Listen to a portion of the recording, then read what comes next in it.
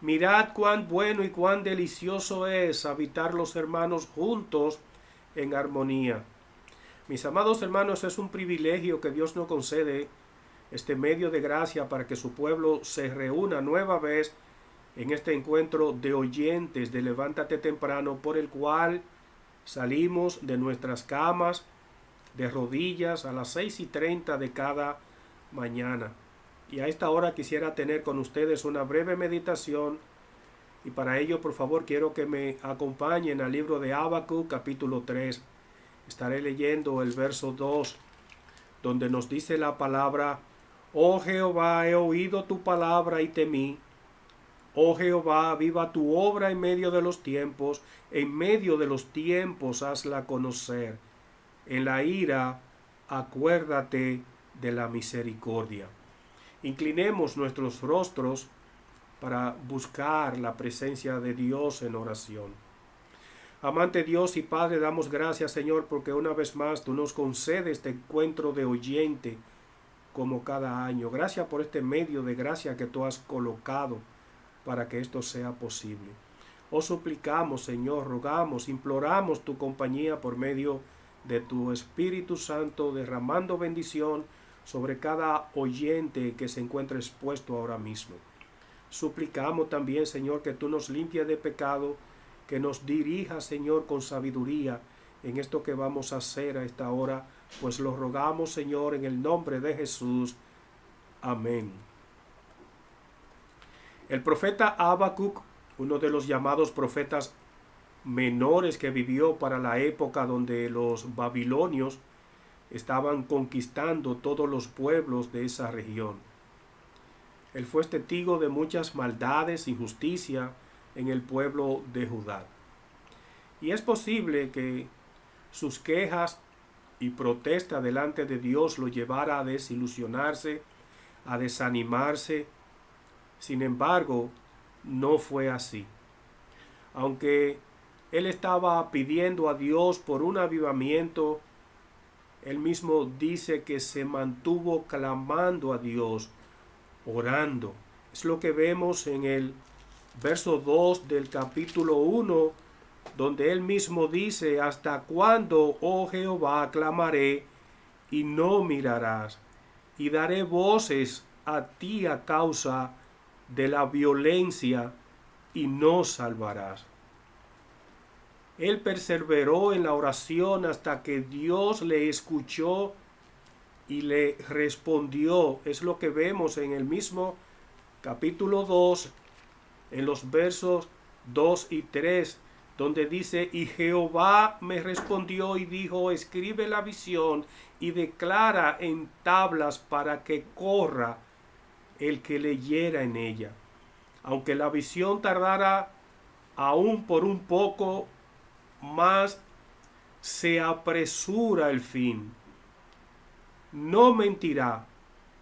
Aunque tardare, espéralo, porque sin duda vendrá. Créeme que cuando persevera en la oración, buscando el rostro de Dios con un corazón sincero, no habrá ningún enfriamiento espiritual que venga a tu vida. Pero la realidad es que no podemos entender el avivamiento si no es a la luz del enfriamiento espiritual, y quisiera tratarlo como mi primer punto. Amados hermanos, hablar de avivamiento puede convertirse en un cliché, en palabras vanas, si no vemos primero el enfriamiento y las causas que lo pueden estar generando en tu vida. Por ello necesitamos ver el avivamiento como una necesidad ante la realidad del enfriamiento espiritual. Y quisiera darle algunas causas del enfriamiento espiritual. Es importante que identifiquemos alguna de ellas, de esas que pueden estar dando al traste con una vida fría en la adoración a Dios. Veamos algunos síntomas, signos de este terrible mal en la vida del creyente. Y quisiera iniciar con el pecado. El pecado es el mayor refrigerante que afecta la vida de un creyente. El pecado es donde se encuentra la mayor carga de refrigerante en la vida de todo creyente. Claro está, detrás de todo pecado, obviamente que se encuentra la astucia del padre de las tinieblas, Satanás. Adán y Eva son el mejor ejemplo, como nos muestra Génesis 3. Ahí nos da a entender cómo él tienta, él seduce y atenta contra la adoración a Dios. Pero también el pecado afecta la vida de adoración a Dios de los creyentes. Recuerda, fuimos hechos por Dios para que le adorásemos, y lo primero que se ve afectado en tu vida de adoración como consecuencia del pecado no confesado.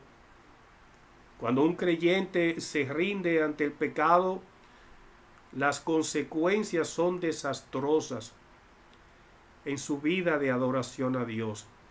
Se produce un apagón espiritual en su interior que impide ver la gloria de Dios, haciéndose visible mayormente cuando te ausenta de los cultos de adoración presencial, de los domingos, en los cultos de adoración sin ninguna razón justificable.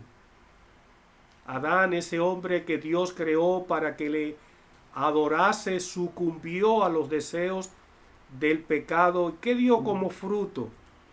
Que se alejara de la presencia gloriosa de Dios. Salió corriendo a esconderse, Génesis 3:8.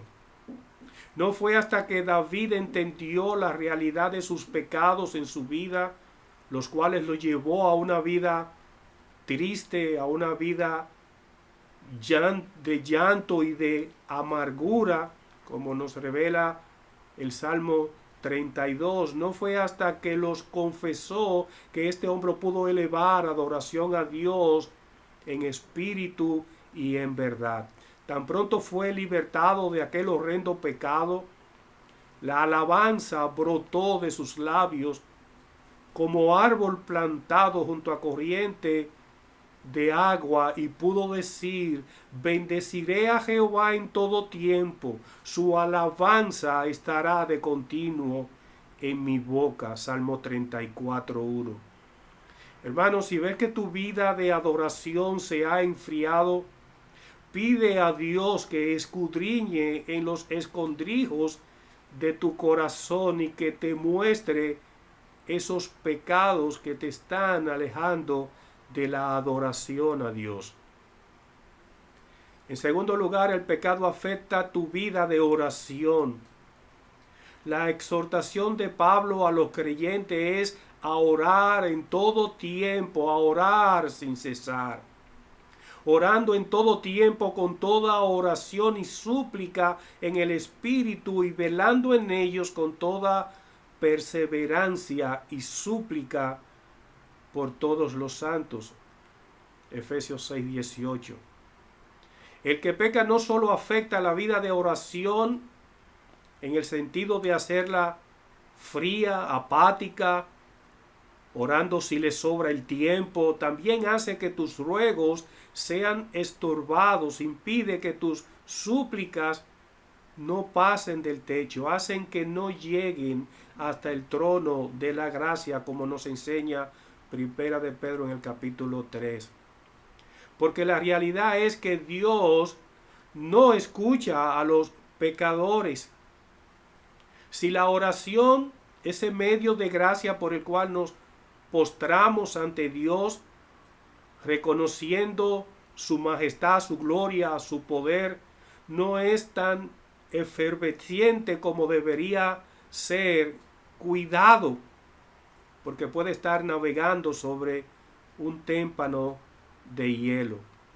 En tercer lugar, el pecado afecta tu vida devocional. Atenta contra el tiempo que tienes y debes apartar, para buscar y conocer más de Dios por medio de su palabra, la Biblia. No olvides, fue sobre la palabra de Dios que Satanás concentró su más feroz ataque en el huerto de Edén. Vimos hacerlo primeramente en el huerto, en Adán y Eva, Génesis 3:1, y luego lo vimos en la tentación al Señor Jesucristo, haciendo uso de la palabra en aquellos 40 días en el que el Espíritu Santo lo llevó al desierto, Mateo capítulo 4. En ese sentido, el pecado te hace sentir cansado, te hace sentir agotado, para llevar a cabo un momento devocional a solas con Dios, escudriñando la Biblia, procurando conocer más de Dios por medio de la lectura para así amarlo más. Pero también, en cuarto lugar, el pecado afecta la comunión con los santos, la comunión con los hermanos. Cuando el cristiano se siente más a gusto en la compañía de un impío, hay que prender el botón de alerta, de pánico. Algo no está bien. Si ves que empieza a mostrar síntomas de cansancio por las cosas del Señor, te cansas de la oración, te cansas de tu tiempo devocional, de la lectura de la Biblia, y si todo esto tú le sumas el desinterés en la comunión con los santos, sin temor a equivocarme, eso es un enfriamiento espiritual en tu vida. El salmista dice que la comunión con los santos es buena y es deliciosa. Lo cierto es que así lo expresa el Salmo 133:1. Mirad cuán bueno y delicioso es habitar los hermanos juntos en armonía. Ahora, ¿lo siente así tú, el paladar, cuando visita a algún hermano de la iglesia, o te has alejado de ellos, como le sucedió a Pablo cuando le escribió a Timoteo diciendo: procura venir a verme porque Demas me ha desamparado amando este mundo y se ha ido? ¿Has cambiado la comunión con los santos por la comunión con el mundo? ¿Es más atractivo disfrutar de la compañía de los impíos que de la compañía de los santos? Si es así, este es un signo visible en tu vida de un apagón espiritual, el que te aleja de la comunión de tus hermanos en la fe. Claro que pueden existir también otras causas que te apaguen como creyente, y podamos citar algunas. Por ejemplo, la influencia de los espíritus engañadores del que nos habla Timoteo en el capítulo 4, también los deseos mundanos que el mismo Pablo en la segunda carta a Timoteo también nos habla en el capítulo 4, el amor al mundo, los corazones endurecidos, Hechos 7, 51, 32, y los tiempos de prueba que nos señala Lucas en capítulo 8, verso 13. En términos prácticos, enfriarse espiritualmente es una muestra visible, es una muestra palpable de que tu corazón no anda ordenadamente delante de Dios, pero sí de manera complaciente ante las cosas de este mundo. Y quisiera también tratar en segundo lugar el antídoto. El Señor es el antídoto contra el enfriamiento espiritual. Y volvamos a Habacuc capítulo 3 verso 2, donde nos dice: oh Jehová, he oído tu palabra y temí. Oh Jehová, aviva tu obra en medio de los tiempos, en medio de los tiempos hazla conocer. En la ira acuérdate de la misericordia. La realidad es que como fruto de la maldad del hombre, no esperemos tiempos buenos.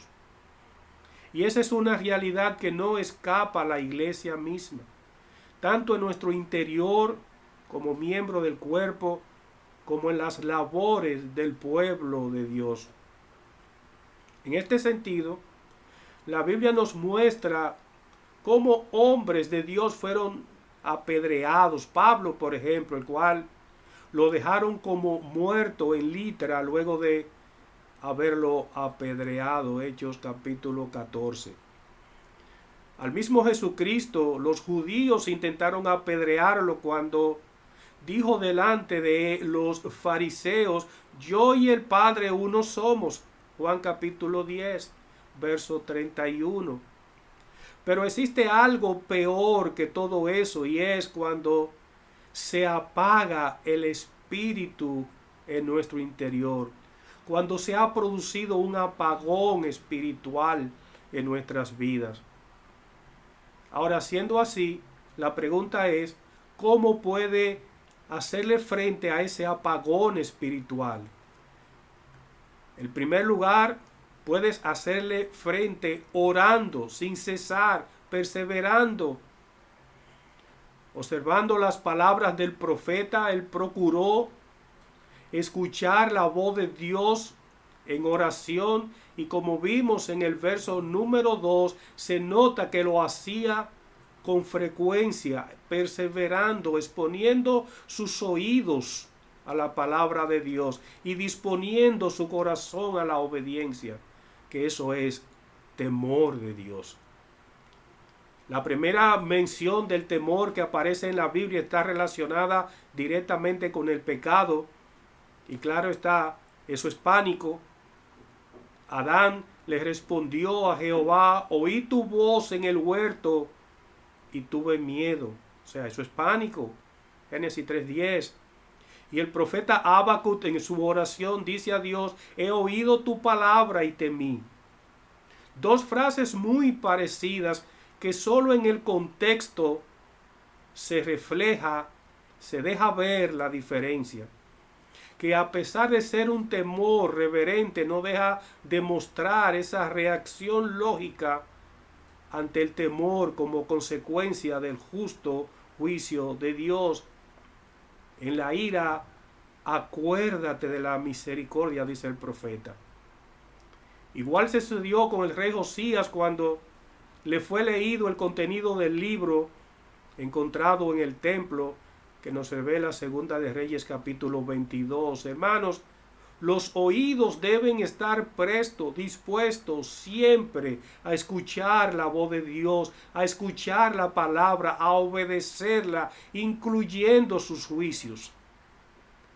¿Por dónde dice Pablo que viene la fe? Por el oír. ¿Y el oír qué? La palabra de Dios. Romanos capítulo 10, verso 17. Por tanto, ningún cristiano puede dejar de leer la Biblia, el medio que él dejó para que escuchemos hoy su voz, su palabra, sin correr el riesgo de apagarte espiritualmente. Pero tampoco puedes alejarte de los cultos presenciales de la iglesia, donde Dios prometió su gloriosa presencia, y escuchar allí su palabra predicada. En segundo lugar, recomiendo que solo Dios puede avivar los corazones. Es lo que debemos reconocer, que solo Dios puede avivar los corazones. Por eso Habacuc se postró ante Dios, clamó diciendo: oh Jehová, aviva tu obra en medio de los tiempos. El verbo avivar, de donde se deriva avivamiento tanto en el hebreo como en el griego, significa literalmente volver a la vida de entre los muertos. Visto así, el avivamiento es una obra que es llevada a cabo por aquellos hombres, por aquellas mujeres que están vivos espiritualmente. A diario escuchamos que el pueblo de Dios necesita avivamiento. Y sobre esto dice un escritor: hemos confundido el avivamiento con el evangelismo. El evangelismo es una buena nueva, o sea, una buena noticia, y el avivamiento es una nueva vida. El evangelismo es el hombre trabajando para Dios, mientras que el avivamiento es Dios que trabaja en forma soberana en favor del hombre. En otras palabras, como los muertos no pueden salir por sí solos de las tumbas, tampoco los muertos espirituales pueden generar avivamiento en la obra del Señor. Ningún hombre, ninguna mujer puede encender la chispa, el fuego, producir un avivamiento, ni despertar la conciencia de la gente sin contar con Dios en su vida. Esto solo es posible por medio del Espíritu Santo morando en ti. Ningún hombre puede llevar a cabo un avivamiento sin la presencia del Señor en su vida. Por eso, ante cualquier síntoma, ante cualquier signo de un apagón espiritual, necesita venir a Cristo. Él es la fuente de donde brota la vida y vida en abundancia. En Él está la vida, nos dice Juan capítulo 1, verso 4. Y más adelante en el verso 11 nos dice, yo soy la resurrección, Jesucristo mismo hablando. Yo soy la resurrección y la vida. El que cree en mí, aunque esté muerto, vivirá.